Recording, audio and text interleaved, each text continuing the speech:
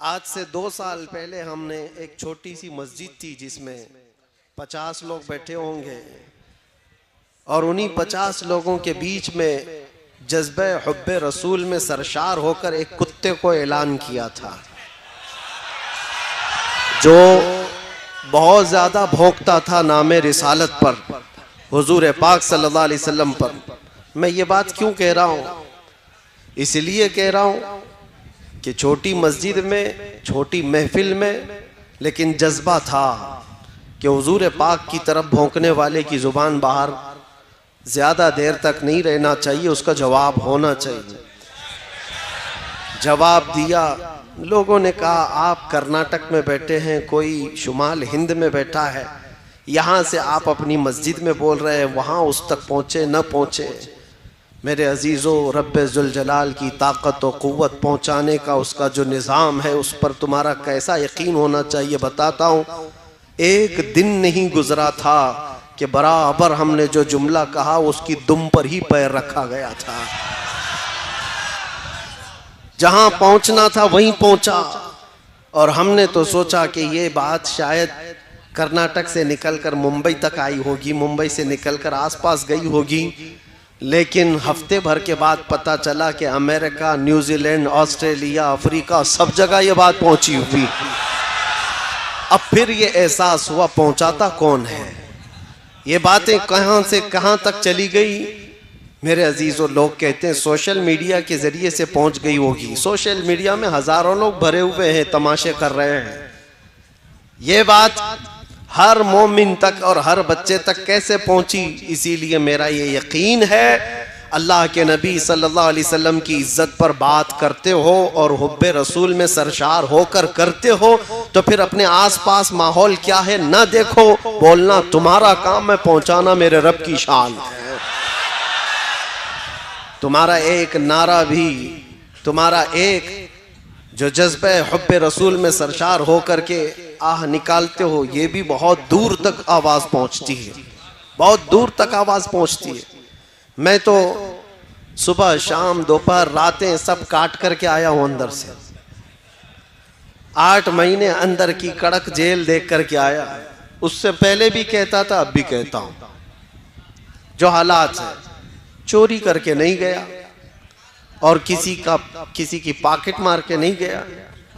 सबको पता है, पूरी दुनिया भी जानती है, और जो लेकर के गए वो भी जानते हैं किस लिए लेकर के गए, किस लिए बिठाया और किस लिए इतनी देर तक रुकाया। सबको पता है। उन्हें मालूम था कि इसको अंदर रखा गया इसलिए कि नामे रसूल पर ज्यादा बोलता है, हुजूर पाक की इज्जत पर बोलता है।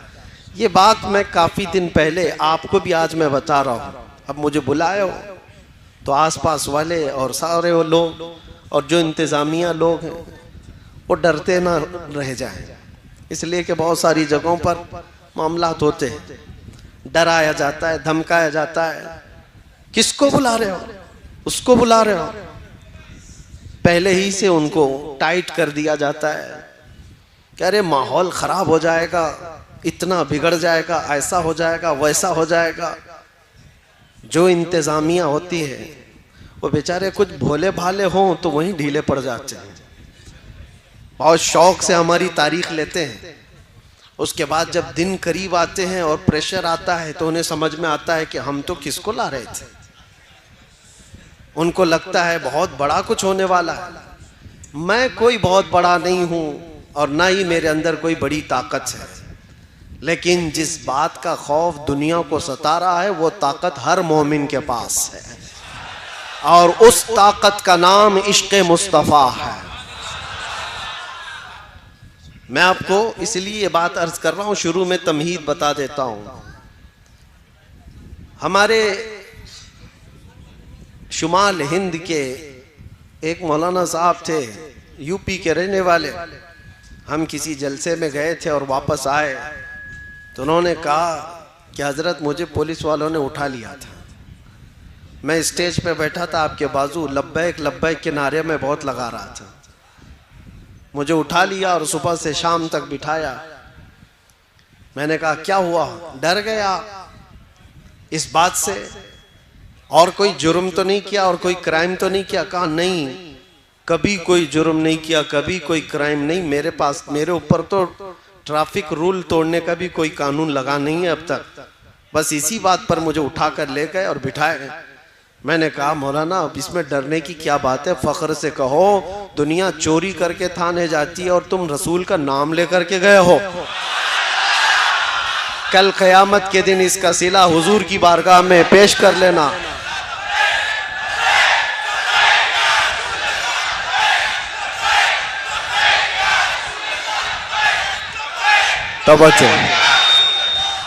तवज्जो।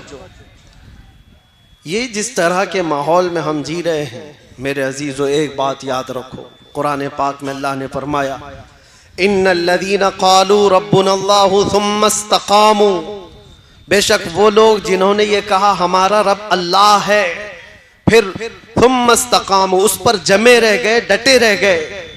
रब ताला फरमाता है ततनज़्ज़लु अलैहिमुल मलाइका, उन पर अल्लाह के फरिश्ते उतारे जाते हैं, उन पर अल्लाह के फरिश्ते उतारे जाते हैं। अल्लाह तखाफू वला तहज़नू, वो फरिश्ते तुम्हें ये कहते रहते हैं अब डरना मत, गम मत करना। तुमने ये कहा है ना हमारा रब, कहते हो कि नहीं कहते हो? डर कर कहते हो, दब कर कहते हो, छुप कर कहते हो? अल्लाह तुम्हारा रब है, इसमें न डरने की जरूरत, न दबने की जरूरत, न छुपने की जरूरत। जब जब कहना है अल्लाह अकबर बुलंद आवाज से खुले आम सरे आम कहा जाएगा। क्यों? अल्लाह पर ईमान लाने के बाद जो बंदा जम गया, डट गया, मेरे रब का वादा है कि उसकी हिफाजत के लिए अल्लाह फरिश्ते उतारता है, उसकी हिफाजत के लिए फरिश्ते उतारता है। यकीन होना चाहिए तुम्हारा मेरे अजीजों, कुछ नहीं होगा। अल्लाह तखाफू वला तहज़नू, वो फरिश्ते भी ये कहते हैं अब डरो मत, गम मत करो। वाबशिरू बिल जन्नति लती कुंतुम तुअदून, इतनी ही बात पर फरिश्ते ये बशारत भी दे जाते हैं अल्लाह ने जिस जन्नत का तुम्हें वादा किया है सुनो बहुत करीब है, तुम्हें उस जन्नत की बशारत देते हैं।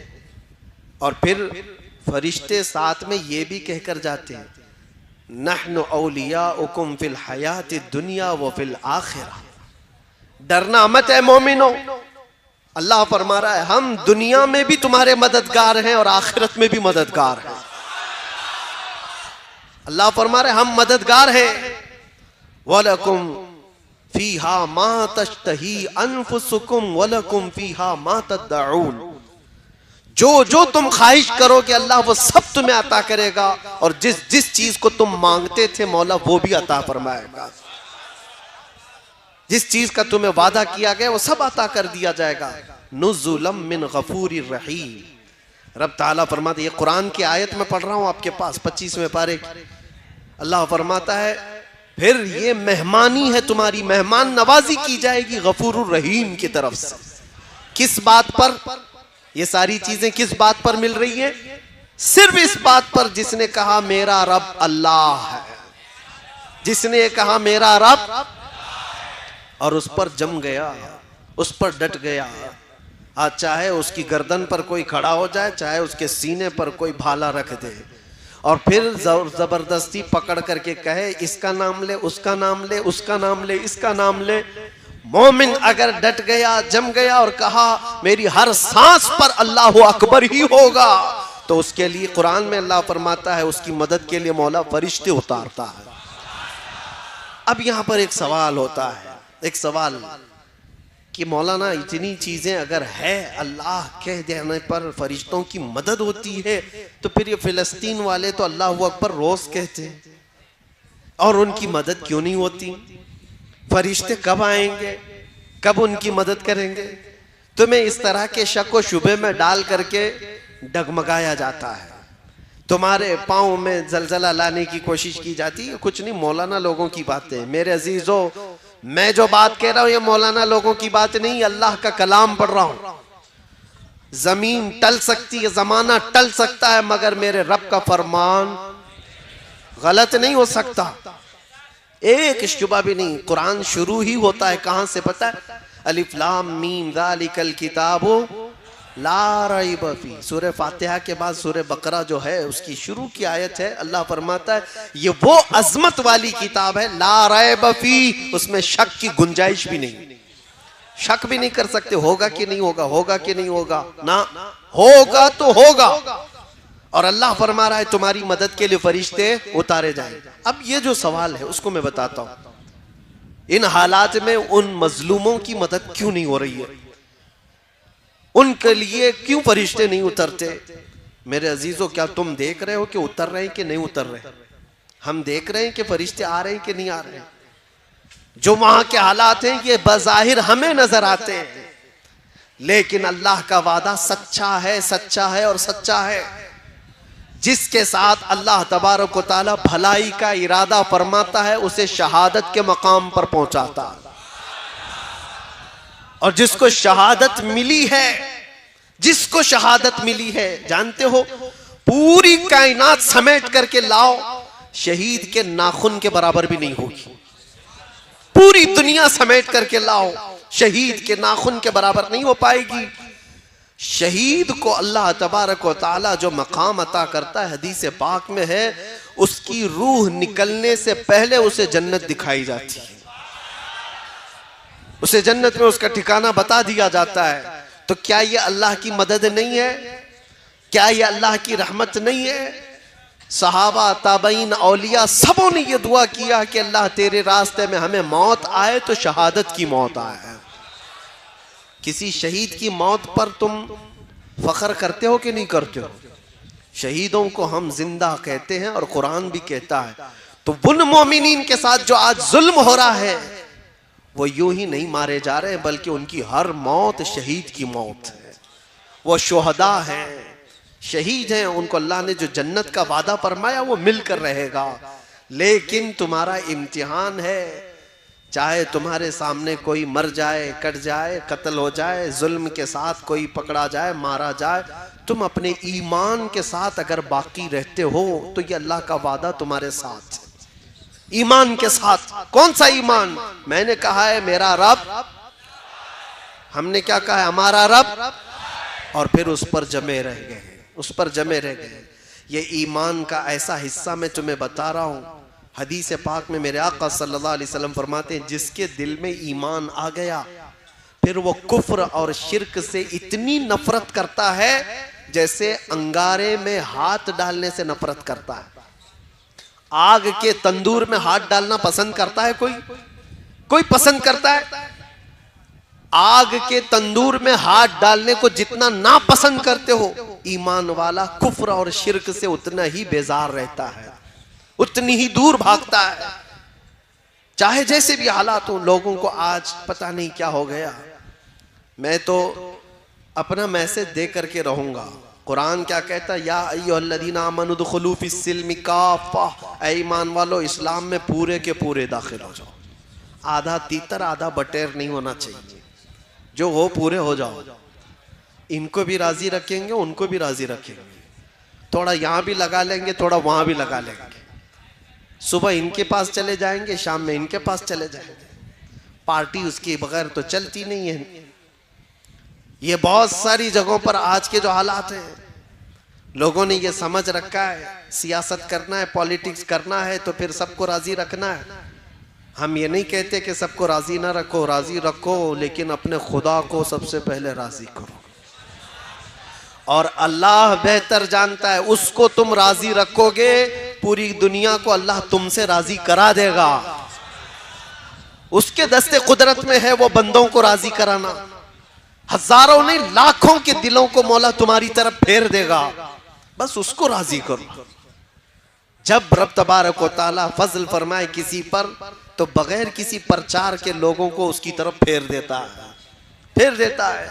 ये मैंने प्रैक्टिकल अपनी लाइफ में देखा। उन इलाकों में मैं गया जहां का नाम कभी जिंदगी में नहीं सुना, ना कभी पढ़ा, ना किसी और से सुना, बिहार, बंगाल, झारखंड या उसके अलावा, लेकिन देख करके हैरत होती है। वो अनजान लोग जिनसे हमारा कभी कोई ताल्लुक नहीं, घंटों हमारे इस्तकबाल में रास्ता तकते खड़े हैं और देखते ही मोहब्बतों का वो नजराना, मोहब्बतों से, वो उनकी आवाज़ें, ऐसा लगता है सदियों पुरानी हमारी कोई मुलाकात है।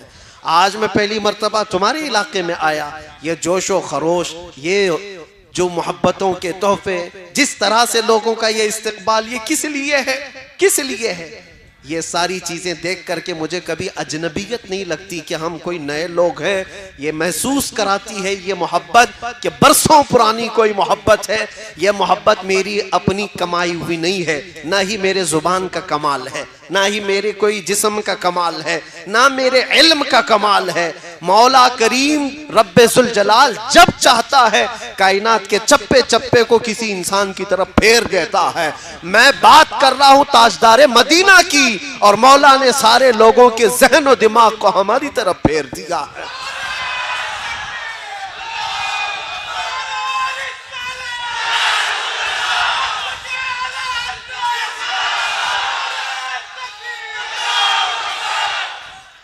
राजी करो उस रब्बे जुल जलाल को, वो अगर राजी है तो सब कुछ ठीक है। अगर वो उसी को नाराज किया और फिर दुनिया को राजी करते करते थक गए, क्या मिला, क्या हासिल क्या है? जिन लोगों के पीछे हम अपनी रातें बर्बाद करते हैं, नौजवानों, जिन दोस्तों को राजी करने के लिए तुमने माल भी बर्बाद किया, वक्त भी बर्बाद किया, फिर भी वो राजी नहीं हुए तुमसे।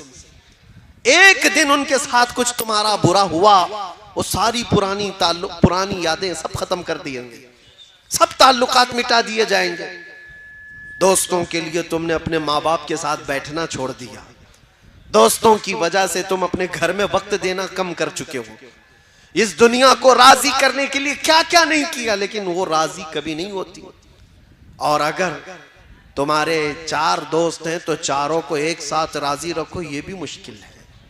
हो सकता है तुम्हारे किसी काम से 2 राजी और 2 नाराज। ये तो 4 का मसला बता रहा हूं, और जिसको 4000 के बीच में जीना है वो कब तक उन सबको राजी करता रहे? एक एक इंसान को राजी करते करते उसकी लाइफ खत्म हो जाएगी। फिर बाद में पता चला उम्र ढल गई, इनमें से आधे भी राजी नहीं हुए। होता ही यही। मस्जिद के सदर साहब, मस्जिद की कमेटियां चलाने वाले, या मेहराब के इमाम साहब, आप अगर सबको राजी करने पर लग गए तो आपकी जिंदगी खत्म हो जाएगी, पूरे राजी नहीं होंगे, कभी राजी नहीं होंगे पूरे। एक बात याद रखो, तुम्हें रब तबारक व तआला ने ये खिदमत अता की है तो सिर्फ रब्बे जुल जलाल को राजी करने पर लगो, अल्लाह को राजी करो। और अल्लाह अगर राजी हुआ तो पूरी कायनात को अल्लाह खुद अपनी जानिब से तुम्हारी तरफ से राजी करा देगा। वो तुम्हारी मोहब्बत उनके दिलों में खुद डाल देगा। मुझे आज बताओ, सुल्तानुल औलिया गौसुल आज़म अब्दुल कादिर जिलानी रदी अल्लाह ताला अन्हु को देखा हुआ यहाँ कौन बैठा हुआ है? कोई उनको देखा हुआ?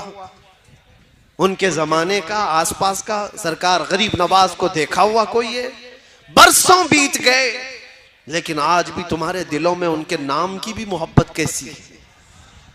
उनके नाम की भी मोहब्बत कैसी? वजह यह है कि वो जब तक जिंदा थे सिर्फ अपने रब को राजी करते थे, अल्लाह को राजी करने पर लग गए, अल्लाह को राजी करने पर लगे रहे, और रब तबारक व तआला ने पूरी कायनात को उनसे राजी करा दिया है। पूरी दुनिया में लोगों के दिलों में अल्लाह ने उनकी मोहब्बत डाली है। एक बात बताता हूं, अल्लाह तबारक व तआला को बंदा राजी करने पर जब लग जाता है, उसका बहुत कुछ लुट गया हो तो भी उसे, जैसे बज़ाहिर कुछ चीजें नुकसान में आ गई, होता है मैं रब को राजी करने के लिए निकला, मेरा वो छूट गया, ये छूट गया। ये शैतान तुम्हारे दिलों के अंदर ये एहसास डालेगा, तो नमाज के लिए जा रहा है, अल्लाह को राजी करने के लिए दुकान कैसे चलेगी? पूरा फुल बिजनेस टाइम है ये नमाज का, इस वक्त ग्राहक को छोड़ के कैसे जाएगा? तुम्हारे दिल में ये बात आई, इतनी देर का तो धंधा नुकसान हो जाएगा, खराब हो जाएगा, यहाँ छोड़ करके जाऊंगा अल्लाह को राजी करने के लिए, ये सब तो चले जाएंगे, दूसरे दुकान से खरीदारी कर लेंगे। लेकिन तुम्हें पता नहीं मेरे अजीजों, तुम्हें पता नहीं, वो थोड़ी देर के लिए तुम उनको राजी करने के लिए अल्लाह से दूर चले गए, फिर वो वक्त खराब तुम्हारे ऊपर इतना आएगा कि घंटों फिर पेशानी रगड़ रगड़ करके मांगते रह जाओगे। फिर मांगने के लिए आओगी। इसीलिए एक बात याद रखो, मैं बता रहा हूं, बुजुर्गों ने यह भी फरमाया कि जो बंदा अपनी दुकान, अपने कारोबार, ये सारी चीजों से छोड़कर भाग कर आता था अल्लाह की बारगाह में, तो उसके कारोबार को चलने न चलने की कोई टेंशन नहीं है। फरमाया गया कि अल्लाह ताला के फरिश्ते ग्राहक बन करके उसकी दुकान पर आते, किसी न किसी तरह से उसका काम चलता रहे। अल्लाह तबारक व तआला का निजाम है ये। मन काना लिल्लाहि काना अल्लाहु लहु, जो अल्लाह का हो जाता है अल्लाह उसका होता है। फिर मैं उसी बात पर आता हूं, अल्लाह हमारा रब क्या है? इस पर जमे हो, डटे हो, सुनो। कुछ कुर्बानियां देनी पड़ सकती हैं, कुछ कुर्बानियां देनी पड़ सकती हैं। जरूरी नहीं कि हर एक की जिंदगी से कुर्बानी ली जाएगी। वो रब ताला जिससे चाहे अपने नाम पर कुर्बानी ले, जिससे चाहे। तो क्या इस बात से डर कर भागते हो कि अल्लाह ताला की बारगाह में कुर्बानी देने से भागना चाहिए मुझे? सुनो, एक पुराने जमाने की हिकायत है, मैं सुना देता हूं। सुना है कि मूसा अलैहिस्सलाम के पास एक खातून आई, उसके बच्चे नहीं थे, औलाद नहीं थी। उसने आकर के कहा कि आप दुआ कर दे, अल्लाह मेरे हिस्से में बेटा दे दे, बेटी दे दे, कुछ तो औलाद मिले। आपने देखा और कहा तेरी तकदीर में औलाद लिखी नहीं गई, लौहे महफूज में तकदीर में तेरे औलाद नहीं है। वो खातून वहां से मायूस लौटी, रोती गिड़गिड़ाती हुई जा रही थी। बीच रास्ते से गुजरते हुए उसका एक दुर्वेश के पास से गुजर हुआ। एक फकीर अल्लाह की याद में एक दरख्त के नीचे बैठा रहता था। तवज्जो, उसने देखा और पूछा खातून क्यों रो रही है? उस औरत ने कहा ऐसा ऐसा है, मैं बरसों से बे औलाद हूं, औलाद मांगने गई तो मुझे बताया गया कि मेरी किस्मत में औलाद नहीं है। उस दुर्वेश ने कहा घबरा मत, ना उम्मीद ना हो, मायूस ना हो, रब तबारक व तआला चाहे तो उसका लिखा हुआ है, वो फिर लिख करके अता भी फरमाते। जा अपने घर सजदा कर, मैं दुआ करता हूं। वो औरत गई, रोज सजदा करती थी, दुआ करती थी, और ये दुर्वेश इधर उस खातून के लिए दुआ करता था, फकीर। चंद ही दिनों के बाद उस औरत के घर में हमल के आसार, और चंद दिनों के बाद एक खूबसूरत बेटा पैदा हुआ। खातून को बेटा मिल गया, वो खुशहाल। थोड़े दिन उसकी तरबियत करती है, चंद दिनों के बाद दूसरा बेटा भी हुआ, फिर चंद सालों के बाद तीसरा बेटा भी हुआ, चौथा भी हुआ, पांचवा भी हुआ, छठा भी हुआ, सातवां भी हुआ। 7 बेटे हुए। एक दिन हजरत मूसा वहां से गुजर रहे थे, देखा इस खातून को, पूछा ये किसके बच्चे हैं? औरत ने कहा मेरे। तेरे? तू ही वो औरत है जो औलाद के लिए शिकायत लेकर आई थी? कहा मैं ही हूं। कहा फिर कैसे आ गए तेरी औलाद? कहा बस दुआ है किसी बुजुर्ग की और अल्लाह की आता है। अल्लाह जिसे चाहे औलाद अता करे, जिसे चाहे अता करे। मूसा अलैहिस्सलाम अल्लाह करीम की बारगाह में अर्ज करते हैं, मौला मैंने जो देखा था वो गलत था या ये औरत झूठ बोल रही है? रब ताला की तरफ से जवाब आया कि तुमने जो देखा था वो भी सही था, औरत जो बोल रही वो भी सही है। कैसे इसको औलाद हुई? तो रब तबारक व तआला ने फरमाया कि मूसा एक चाकू लो और एक बर्तन लो और जाओ अपनी उम्मत में से लोगों को पुकार कर कहो अपने जिस्म का एक टुकड़ा काट करके अल्लाह को दे दे। वो बनी इसराइल कौम है बड़ी नाफरमान। मूसा अलैहिस्सलाम अपनी कौम के पास आए, अल्लाह का हुक्म है ये। चाकू लेकर के एक थाल में कहा कि जिस्म का एक टुकड़ा काट करके दे दे। सब इधर उधर भागने लग गए। आज ये टुकड़ा मांग रहे हैं, कल कलेजा मांगेंगे। जिस्म काट करके देने वाले जिगरे बहुत कम लोगों के होते हैं, कौन करेगा? शाम हो रही थी, आपका गुजर उसी दुर्वेश के पास से हो रहा था। उस दुर्वेश के कानों में आवाज पड़ी तो वो खड़ा हो गया, कहा ए अल्लाह के नबी, क्या रब ताला ने जिस्म का हिस्सा पूछा है, टुकड़ा पूछा है? कहा हाँ। कहा ये बर्तन दीजिए, और चाकू भी ले लिया, और उसके बाद जल्दी से खड़े होकर इधर से काटा, इधर से काटा, इधर से काटा, जिस्म के जगह जगह से पूरी तेज चाकू से काटते काटते छलनी कर दिया, टुकड़े निकालता गया, पूरा लहू लहान हो गया। मूसा अलैहिस्सलाम ने कहा, अरे नादान, हुक्म हुआ है एक टुकड़ा देने के लिए, जिस्म का इतने क्यों काट दिया? कहा आपने ये तो नहीं बताया कि रब को मेरे जिस्म का कहां का हिस्सा चाहिए, किस जगह का हिस्सा चाहिए। मैं सब निकाल कर रख दिया हूं ताकि कोई टुकड़ा तो उसे पसंद आए।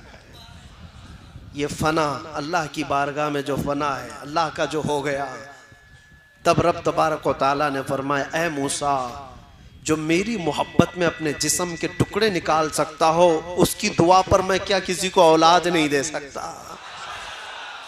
उसकी दुआएं रब तबारक व तआला के हुजूर जाती हैं। इसीलिए कहा गया, खुदी को कर बुलंद इतना कि हर तकदीर से पहले खुदा बंदे से खुद पूछे, बता तेरी रजा क्या है। ये मकाम कब आता है? जब तुम जमे रह जाओ, डटे रह जाओ, अल्लाह रब्बुल इज्जत की ज़ात पर ईमान यकीन के साथ कामिल रखो। बहुत सारे वसवसे शैतान डालता है, बहुत सारे वसवसे डालता है। आप कहते हैं ना कि हमारा यकीन है अल्लाह की ज़ात पर। हजरत राबिया बसरिया रदी अल्लाह तआला अन्हु के पास एक बुजुर्ग आए, उनसे कहा कि माँ दुआ करो हमारे लिए। हजरत राबिया ने पूछा क्या दुआ करो? कहा इतनी दुआ करो अल्लाह हमसे राजी हो जाए। हजरत राबिया ने कहा इतनी बड़ी दुआ, इतनी बड़ी दुआ करवा रहे हो मुझसे, पहले ये तो बताओ क्या तू भी अल्लाह से राजी है? क्या तू भी अल्लाह से राजी है? उस बुजुर्ग ने कहा माई कैसी बात कर रहे हो, कौन है भला दुनिया में जो अल्लाह से भी नाराज रहेगा? कौन है जो अल्लाह से भी नाराज रहेगा? हज़रत राबिया मुस्कुराने लगी और कहने लगी, ए बंदे खुदा, बहुत लोग हैं जो अल्लाह से नाराज हैं। ये कहते हैं अपने रब को अल्लाह कहते हैं, ये नाराज है, राजी नहीं है अल्लाह से। कहा ऐसा कैसे हो सकता है? कहा हो तो सकता है, करते हैं। थोड़ी सी ज्यादा गर्मी आई तो कहती ये कैसा खतरनाक मौसम आ गया, बारिश आई तो कहती बेमौसम के बारिश आ गई। यानी तुम इस बात पर राजी नहीं हो, तुम मशवरा दोगे कि अल्लाह कब बारिश बरसाए कब ना बरसाए, तुम्हारा क्या दखल है? तुम थोड़ी सी गर्मी आती है तो हाय हाय करते हुए लोगों को शिकायत करते हो। अगर अल्लाह से ये राजी होते तो उस रब की शिकायत दूसरों के पास नहीं करते। इनकी नाराजगी का हाल तो यह है, जब इनको अल्लाह देता है बेहिसाब देता है तो छुपा कर रखते हैं, किसी को नहीं बताते कितना माल है किसी के पास, छुपा कर रखते हैं। और जब छोटी सी बीमारी देता है तो 10 लोगों को कहते हैं मुझे बुखार हो गया, मुझे तकलीफ है, मुझे मुसीबत है। हजरत राबिया कहती यही तो अपने रब से अगर राजी होता तो उसकी नेमतों को खोल खोल कर बयान करता और उसकी दी हुई मुसीबतों पर सब्र करता। अजीजा ने गिरामे वक़ार, आज की इस रात में आप सबसे यही गुजारिश करूंगा, ईमान की हिफाजत इस जमाने में बहुत बड़ा चैलेंज है तुम्हारे लिए। अल्लाह के नबी सल्लल्लाहु अलैहि वसल्लम ने फरमाया है, एक जमाना मेरी उम्मत पर ऐसा आएगा कि ईमान पर इनको खड़ा रहना इतना मुश्किल हो जाएगा जैसे हथेली पर अंगारा लेकर खड़ा होना मुश्किल है। वो दौर आ चुका है, वो दौर आ चुका है। तुम्हें अपने ईमान के साथ बाकी रहना, कायम रहना। आज का दौर तो निकल जाएगा, ऐसे वैसे तुम भी बूढ़े हो जाओगे, अभी मौत आ जाएगी। अगली जो नस्ल आने वाली है उनका सोचो, उनका सोचो। क्या आज हालात ऐसे नहीं कि कलमे पर, अजान पर, हुजूर के नाम पर, कुरान के औराक पर, मज़ारात औलिया पर, इस्लाम के शायर पर, हर चीज पर हमले नहीं है, हर चीज पर हमले। और इसमें से एक जमात ऐसी बन जाएगी जो सेकुलर बन जाएंगे, टाप टोपी दाढ़ी रखने वाले वो सेकुलर बन जाएंगे और कहेंगे ठीक है हम भी बार बार ला इलाहा इल्लल्लाह नहीं पढ़ेंगे, ठीक है हम आज़ानें भी बंद कर लेंगे, ये भी निकाल लेंगे वो भी निकाल लेंगे, हम न्यूट्रल हो जाएंगे। वो एक जमात ऐसी बन जाएगी, अल्लाह उस शरीर जमात से हमारी हिफाजत फरमाए। वो मुनाफिकीन की जमात होगी, मुनाफिकीन होंगे जिनका दिल कुफ्र कर चुका होगा, जिनका दिल गैर खुदा को राजी करने के लिए अपने खुदा को छोड़ चुका होगा। आपका दिल ऐसा होने ना पाए। मौत करीब है, क़यामत करीब है। नौजवानों, अपने ईमान की हिफाजत करो। कुरान में रब ताला फरमाता है, इन्नल्लाह ला यगफिरु अन युशरक बिही व यगफिरु मा दून ज़ालिका लिमन यशा। अल्लाह फरमाता है, उसके साथ किसी ने किसी को शरीक किया, शिर्क किया, तो अल्लाह उसको कभी माफ नहीं करेगा। और उसके अलावा जो भी गुनाह किया है अल्लाह सब माफ करेगा। जो भी गुनाह हुआ है अल्लाह सब माफ करेगा। यहां तक के जिन्होंने हजरत अमीर हमजा को कत्ल किया, वहशी, उनके मुतालिक ये आयत आई थी। वो आए बारगाह रिसालत मुआब सल्लल्लाहु अलैहि वसल्लम में कहने लगे, मुझे अमान दे दीजिए। हुजूर के चचा को जिसने कत्ल किया है नेज़े से मारकर जंगे उहद में, फिर वो हुजूर की बारगाह में आए, कहा मुझे अमान दे दीजिए। नबी करीम सल्लल्लाहु अलैहि वसल्लम वो तो अजवदुन नास है, सखावत के बादशाह हैं। दिल खोल कर हुजूर ने फरमाया, जा तुझे माफ कर दिया और अमान दे दिया। उन्होंने फिर ये सवाल किया कि क्या मेरे गुनाह माफ हो जाएंगे? तब अल्लाह ताला ने फरमाया, शिर्क के अलावा जो कुछ भी किया है अल्लाह माफ करेगा। शिर्क के अलावा जो भी होगा अल्लाह माफ करेगा, लेकिन शिर्क को अल्लाह माफ नहीं करता। शिर्क है क्या चीज जो आज धीरे धीरे तुम्हारे महफिलों में लाई जा रही है, आज धीरे धीरे तुम्हारे मुआशरे में, सोसाइटी में लाई जा रही है। शिर्क ये है कि अल्लाह के अलावा किसी दूसरे को भी खुदा समझ लो या उसको भी कोई मकाम दे दो। रज़्ज़ाक़ कौन है तुम्हारा? कौन है रज़्ज़ाक़? क्या किसी और के बारे में भी यकीन रखते हो? रिस्क कोई और भी देता है। किसी जगह सर झुकाने से रिस्क मिल जाएगा, किसी जगह तेल चढ़ाने से रिस्क मिल जाएगा। अल्लाह रज़्ज़ाक़ हकीकी है, वही रिस्क देगा। बीमारी वही देता है, शिफा भी वही देता है। इस बात पर जब तुम्हारा यकीन हो, जम जाओ, तो फिर दुनिया तुम्हें नहीं बहका पाएगी। एक साहब आए, काफी साल पहले की बात है, कहा पेट का बहुत दर्द होता था, बहुत दर्द होता था। इलाज कराता रहा। एक साधु मिले, उन्होंने इलाज कर दिया। मैंने कहा कैसे? कहा गाय का मूत्र पिला के। माज़अल्लाह रब्बिल आलमीन, उससे सही कर दिया। मैंने कहा नादान, तुझे पता नहीं ये हराम चीज में शिफा कैसे हो सकती? ला शिफा अफिल हराम, हराम में शिफा नहीं है। कहा हो गया। एक बात याद रखो, शैतान तुम्हारे दर्द को छुपा सकता है, मिटा नहीं सकता। तुम्हारे दर्द के ऊपर पर्दा डाल सकता है, लेकिन जड़ से खत्म नहीं कर सकता। वो बीमारी अंदर होगी, ये तुम्हें धोखा देने के लिए किया गया है कि बीमारी खत्म हुई। हकीकत में हर बीमारी से शिफा सिर्फ अल्लाह की जात अता करती है। डॉक्टर भी जरिया होता है, डॉक्टर भी और दवाई भी जरिया होती है। बाज लोग हमसे कहते हैं कि काफी साल पहले यही सेम जुमलों पर एक मॉडर्न आदमी ने मैसेज करके कहा था कि मौलाना आप कहते हैं अल्लाह शिफा देता है, अल्लाह शिफा देता है। कहाँ है? बीमार होते हो तो हॉस्पिटल जाते हो। मैंने उनसे पूछा, अच्छा तुम्हारे हिसाब से कौन शिफा देता है? कहा डॉक्टर। उसने कहा डॉक्टर। मैंने उनसे कहा ठीक है, मैं एक बीमार को लाता हूं और डॉक्टर को यहां बिठा देना, देखता हूं डॉक्टर देखता रहे, मरीज अच्छा हो जाता है। कहा नहीं, दवाई देता है। कहा फिर डॉक्टर कहाँ है? वो तो दवा सही कर रही है, वो तो दवाई सही कर रही है।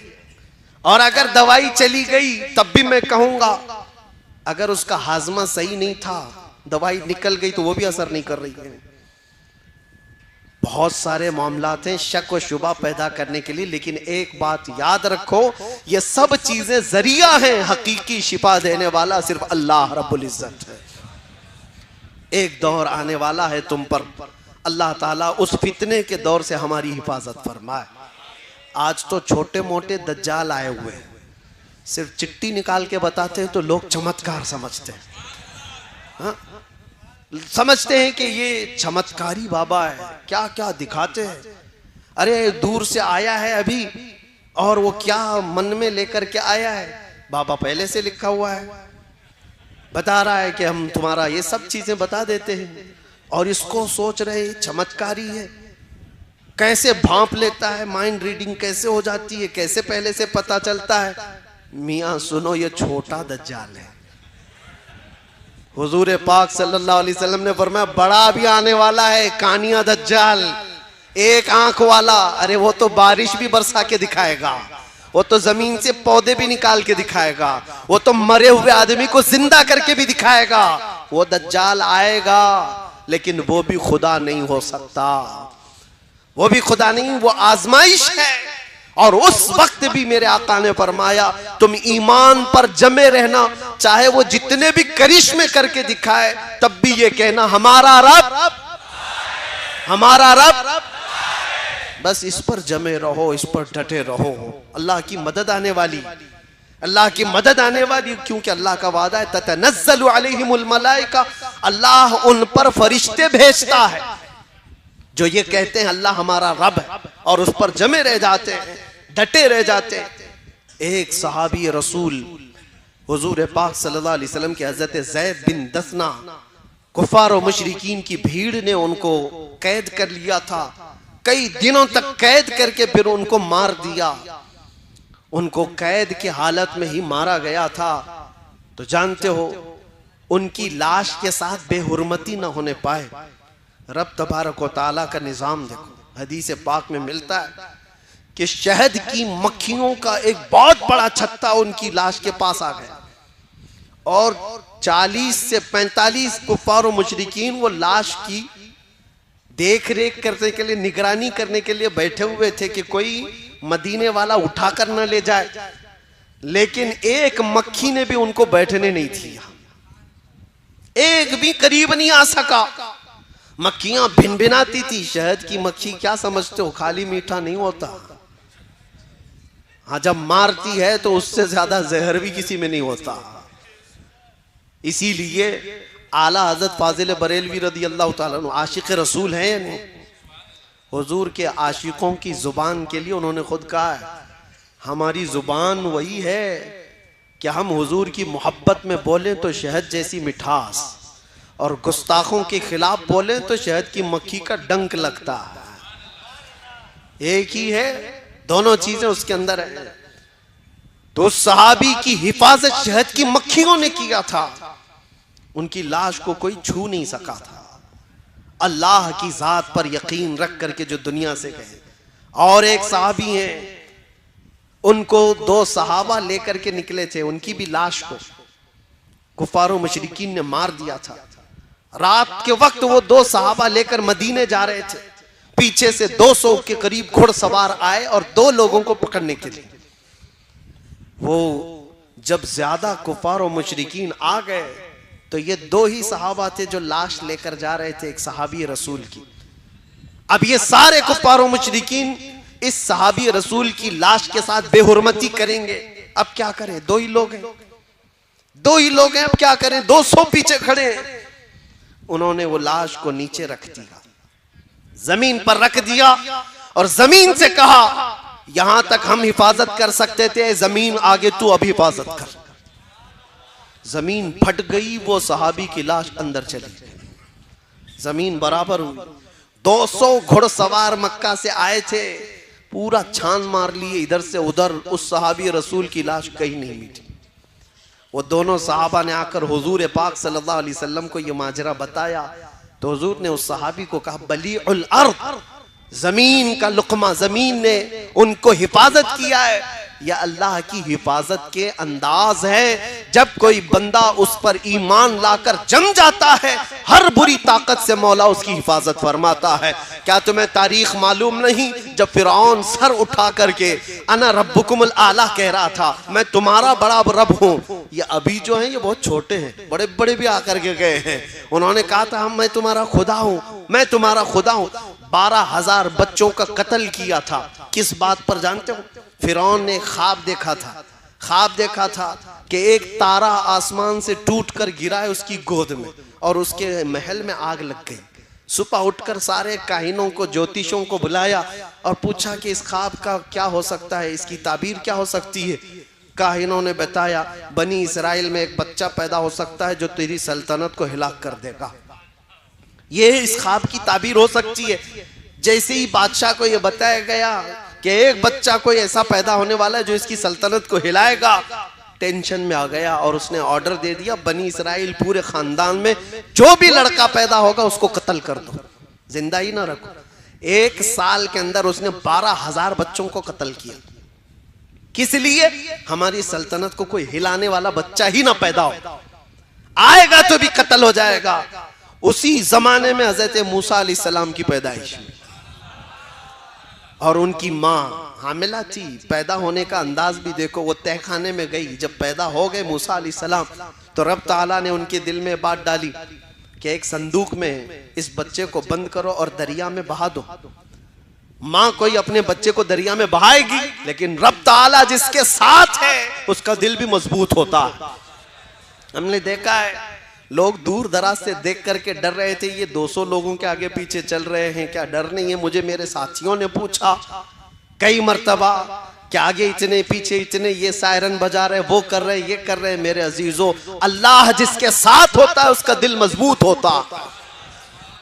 मूसा अलैहिस्सलाम की माँ को अल्लाह ताला ने मजबूत फरमाया और उसके बाद उन्होंने एक संदूक में अपने बच्चे को रखा और दरिया में बहा दिया। उनकी बड़ी बेटी थी, कहा देखना कहाँ जाता है संदूक।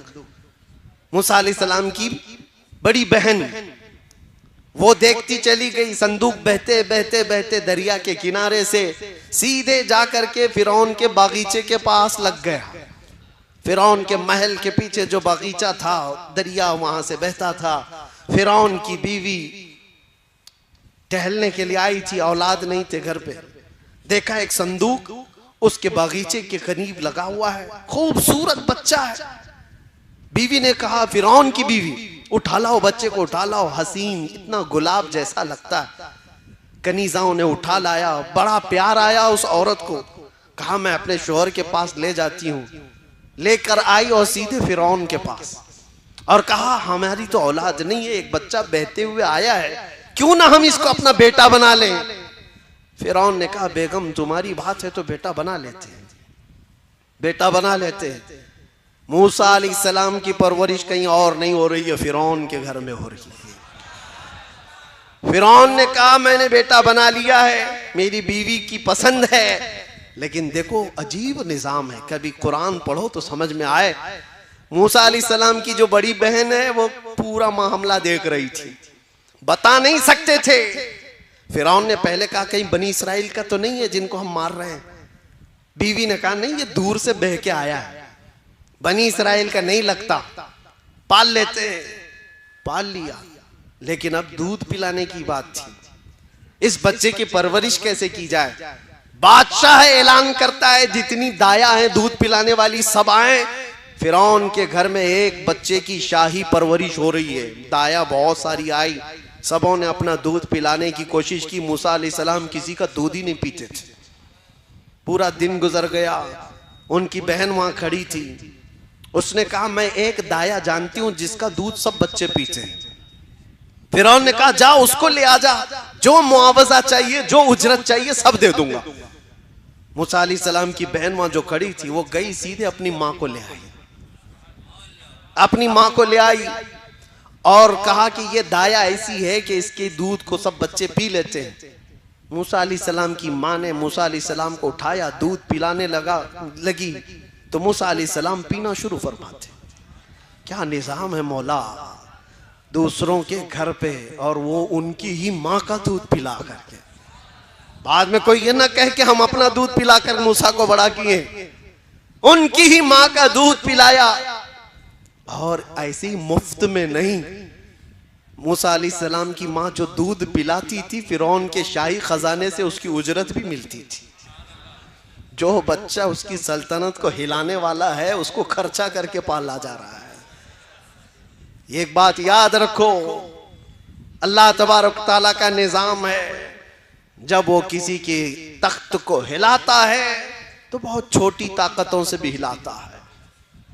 मूसा अलैहिस्सलाम जवान हुए और उसके बाद कुरान पाक आप पढ़ो तो समझ में आ जाएगा, यही मूसा अलैहिस्सलाम है जिन्होंने उसको दावत दी, फिरौन तू झूठा है, तू जो रब होने का दावा करता है गलत है, मेरा रब अल्लाह है। यही जुमला मैंने कहा था, क्या है हमारा रब। इस पर जिसने अकड़ दिखाया उसने बहुत तमाशे किए फिरौन ने, मेरे पास वो ताकत है, मेरे पास ये ताकत है, क्या क्या ताकतें दिखाने की बात की, हर चीज में फेल होता रहा। यहां तक कि एक दिन वो आया जब मूसा अलैहिस्सलाम समंदर से गुजर रहे थे, अल्लाह ने उनके लिए रास्ते बनाए। फिरौन ने देखा, एक बात ही बताऊं ईमान वालों, अल्लाह की मदद आई, तुम्हारा झूठा खाने के लिए भी लोग तरसेंगे। तुम्हारी ये एक बात याद रखो, मूसा अलैहिस्सलाम अपनी पूरी मोमिन जमात को लेकर, मोमिन कौम को लेकर दरिया की तरफ जा रहे थे, पीछे फिरौन का लश्कर उनका मुकाबला करने आ रहा था, सामने समंदर है, एक तरफ समंदर एक तरफ दुश्मन का लश्कर, कौन हिफाजत करेगा। ऐसे हालात आ जाएं तो याद रखना, बेबस और लाचार मत समझना, एक तरफ समंदर है और एक तरफ फिरौन का लश्कर है, जाए तो कहां है। अल्लाह ने हुक्म फरमाया, मूसा अपना असा समंदर पे मारो, 12 रास्ते निकल गए और उनकी कौम उसमें ऐसे चलने लगी जैसे सूखे पर चलती है। जब वो निकल गए तो फिरौन ने ये देखा कि इनको तो रास्ता मिला हुआ है, हम भी इसी में चलते हैं, और जो ये सोचता है कि मोमिनों को जो मदद मिली है वो हमको भी मिलेगी, ये उसकी खाम ख्याली है। और जैसे ही वो समंदर में आया, अल्लाह फरमाता है फगशियहुम मिनल यम्मि मा गशियहुम, हमने समंदर को ऐसा मिलाया कि पानी पानी हो गया और फिरौन की सारी ताकत चकनाचूर होकर रह गई, पूरी फौज भी हिलाक और फिरौन का गुरूर भी हिलाक, खत्म हुआ। किसने हिलाक किया? पानी ने हिलाक किया। पानी को कौन ताकतवर समझता है, लेकिन फिरौन की बादशाहत को खत्म कर दिया। नमरूद भी ऐसे उठा था, एक मच्छर ने उसे हिलाक कर दिया। ऐसे कई बड़े बड़े आए, अबरहा बादशाह आया था काबा ढाने के लिए, काबा ढाने के लिए हाथियों की फौज लेकर के आया था। ये यहाँ एक जो चुड्डा बैठ करके भौंकता है कुत्ता, कि मक्केश्वर को भी फतह करना है। मक्केश्वर ख्वाब में भी देखा है कभी? मक्का ख्वाब में भी देखा है? मक्केश्वर को भी फतह करना है, उसको भी हासिल करना है। पता नहीं कौन कौन से बड़बांग बोली, बड़ी बड़ी बातें, इनको तारीख पढ़ाओ अबराहा की, फतह करना है, जाओ हाथी घोड़े लेकर के जाओ। और देखो कुरान में आज भी आयतें पुकार कर कह रही हैं, अलम तरा कैफ फअल रब्बुक बि अस्हाबिल फील अलम यजअल कैदहुम फी तज़लील व अरसल अलैहिम तयरन अबाबील तरमीहिम बिहिजारतिन मिन सिज्जील फजअलहुम कअस्फिन मअकूल। ये पूरा वाक़या अल्लाह ने इसमें बयान फरमाया। ऐ रसूल, क्या आपने हाथी वालों को नहीं देखा? जो अबरहा बादशाह हाथियों की फौज लेकर आया था काबा ढाने के लिए, अल्लाह फरमा रहा है क्या हुआ उनके साथ? हाथियों को लेकर के आया था काबे को खत्म करने के लिए। अल्लाह ने अबाबील चिड़ियों की फौज भेजी थी। वो चिड़िया इतनी छोटी है, आज भी देखो मक्का में घूमती रहती, इतनी छोटी है। अबाबील चिड़ियों की फौज को भेजा। उन्होंने क्या किया? अरसल अलैहिम तयरन अबाबील तरमीहिम बिहिजारतिन मिन सिज्जील। नोकेले 3-3 पत्थर हर चिड़िया के पास, एक मुंह में और 2 पांव में। वो चिड़िया ऊपर से सिर्फ कंकरियां गिराती थी, जिस हाथी के पेट पर वो कंकरी लगती आग लग जाती थी, आग लग जाती थी। और जिस फौजी के सर पर वो कंकरी पड़ती उसका भेजा निकल आता था। छोटी सी कंकरी, छोटी सी चिड़िया, लेकिन मार जब रब्बुल आलमीन की हो तो उसको सहन कोई नहीं कर सकता, उसके बर्दाश्त की ताकत किसी के अंदर नहीं है। आओ मक्केश्वर फतह करने वालों, अबरहा की तारीख नहीं पढ़ा? जैसे बड़े बड़े ताकतवर ईमान के खिलाफ खड़े हुए, अल्लाह तबारक व तआला ने मदद फरमाई कि नहीं फरमाई? जंगे बद्र में 5000 फरिश्तों को अल्लाह ने उतारा, और नबी करीम सल्लल्लाहु अलैहि वसल्लम की इस उम्मत को क़यामत तक मौला हिफाजत फरमाएगा। तुम्हें और हमें ईमान इस्लाम के टेंशन की जरूरत नहीं है, इस्लाम अल्लाह का दीन है। वो चलाएगा, सुबह क़यामत तक चलाएगा। कुरान का कोई एक हर्फ का भी बाल बेका नहीं कर सकता। फिक्र करो तो हमारे और आपके ईमान की करो। इस्लाम का कुछ नहीं होना है। कीड़ों के बैठ करके फैसला करने से बारिश थोड़ी ना आती है। कहीं बैठ करके कोई मीटिंग कर ले तो हो जाएगा। और ऐसे तो सुना है कि रोज बंदर दरख्त पे बैठ करके फैसला करते हैं, रात भर मीटिंग करते हैं कि कल पूरा हिंदुस्तान पता करना है। और सुबह होने के बाद पेट में इतनी भूख लगी रहती है, दन दन नाचते हुए चले जाते हैं। उन बंदरों की मीटिंग से कोई मुल्क फतह नहीं होता। हम भी यही कहेंगे, तुम्हारी हैसियत इसी तरह की होगी जो दूसरे इस तरह की बातें करते हैं। दीन इस्लाम अल्लाह का दीन है, इसकी हिफाजत सुबह क़यामत तक मौला फरमाएगा। लेकिन फिक्र करो तो अपने और आपके ईमान की, जो दिल के अंदर मौजूद है, ये कहीं रुखसत ना हो जाए। इसी को आला हजरत ने अपने शेर में बताया था, आंख से काजल साफ चुरा ले, यहाँ वो चोर भला के हैं, तेरी गठरी ताकी है और तूने नींद निकाली है। सुना जंगल रात अंधेरी छाई बदली काली है, सोने वालों जागते रहियो चोरों की रखवाली है।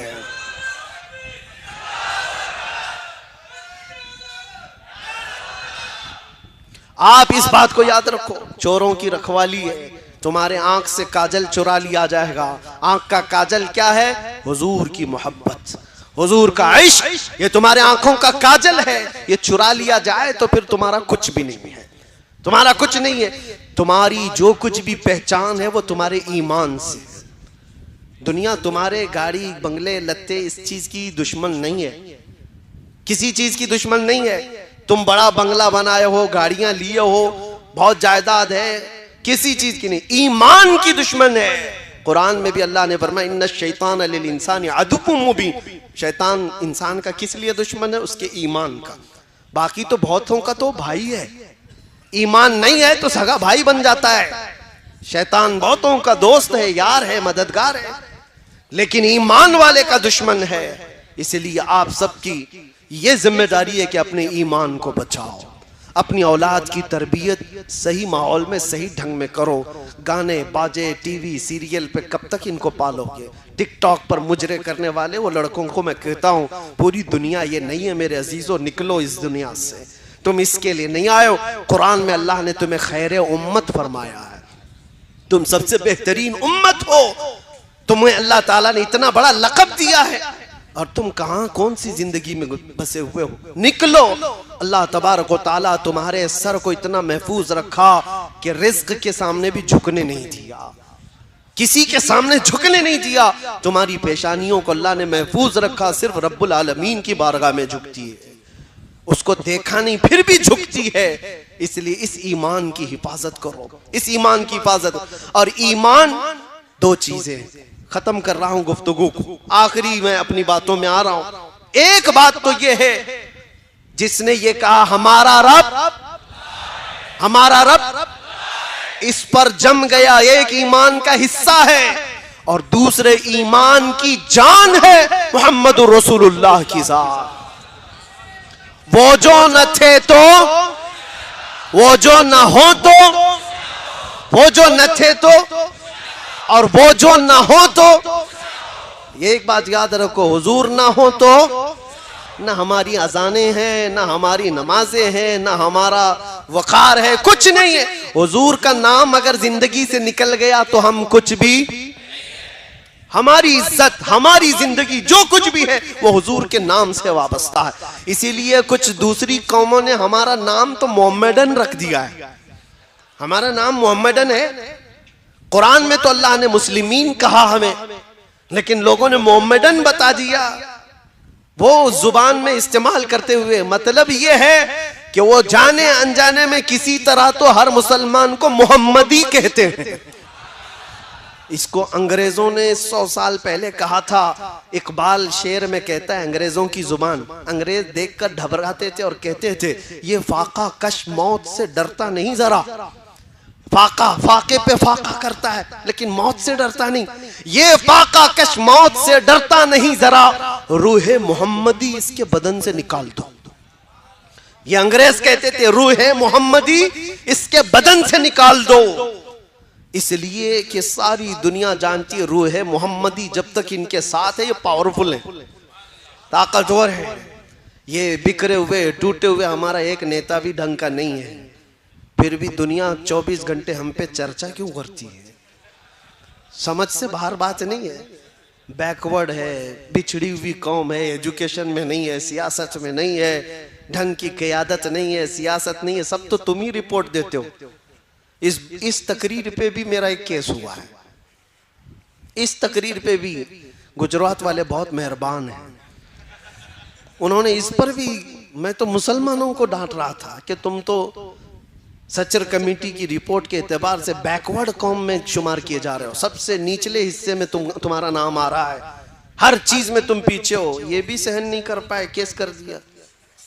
खैर ठीक है, कोई बात नहीं, लेकिन एक बात याद रखो कि अगर 24 घंटे दूसरों के चर्चे में हो तो इसका मतलब है कि ईमान की शमा अभी तुम्हारे सीने में जल रही है, और उसको गुल होने न देना। जो चीज आज तुम्हारी बाकी है वो हुजूर की मोहब्बत बाकी है। गुनहगार हो गया है बंदा, गद्दार नहीं हुआ है, और जब तक गद्दार नहीं होगा उसकी ईमानी ताकत हमेशा पावरफुल ही होती है, पावरफुल ही होती है। गरीब ही सही, लंगड़ा ही सही, लेकिन लब्बैक कहेगा तो धरती को हिलते हुए भी हमने देखा है। इसीलिए याद रखो, आखिरी बात, हुजूर पाक सल्लल्लाहु ताला अलैहि वसल्लम की मोहब्बत के साथ जीना है, और इस मोहब्बत में कोई कंप्रोमाइज, जो जान मांगो तो जान दे दे, जो माल